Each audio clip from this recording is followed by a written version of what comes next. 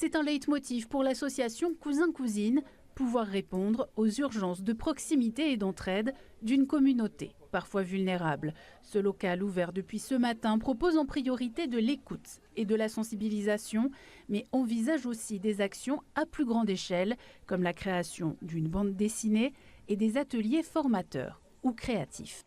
Donc du coup, avoir une écoute, une oreille attentive est important, surtout à la période de l'adolescence où on est en recherche d'identité, en plein questionnement. Donc c'est la période la plus charnière pour l'identité, pour également la santé mentale, parce que certains subissent des pressions dans leur entourage à l'école ou dans leur entourage familial. Donc il est important que si dans leur cellule familiale, ils n'ont pas d'écoute ou n'ont pas de personnes à qui s'adresser, d'avoir des personnes tiers, des adultes à qui parler et prendre des renseignements. Nous sommes ici pour les écouter, les accompagner administrativement, les accompagner personnellement et émotionnellement aussi. Aux côtés de Cousin-Cousine, 2 autres associations assurent des permanences dans le local.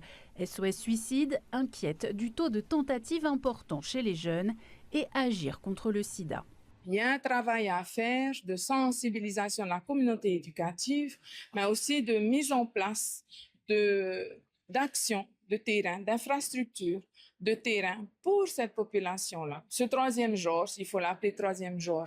Chez nous, un garçon qui se sent fille doit aller soit chez les filles aux toilettes, soit chez les garçons aux toilettes. Mais il n'a pas sa place. Donc, s'il va chez les garçons, on va lui dire, mais toi, tu n'as rien à faire là. Et puis, s'il va chez les filles, c'était pas tout à fait fille, mais il va peut-être être un peu plus accepté. Mais la question qu'ils viennent me poser, c'est, madame, je vais où? Ce local, accessible grâce aux aides de l'État, est le point de départ d'une démarche plus globale. Cousin-Cousine rêve de pouvoir ouvrir un refuge accessible à l'ensemble de la communauté LGBTQI+, pour lui permettre de disposer d'un espace d'accueil et de vie.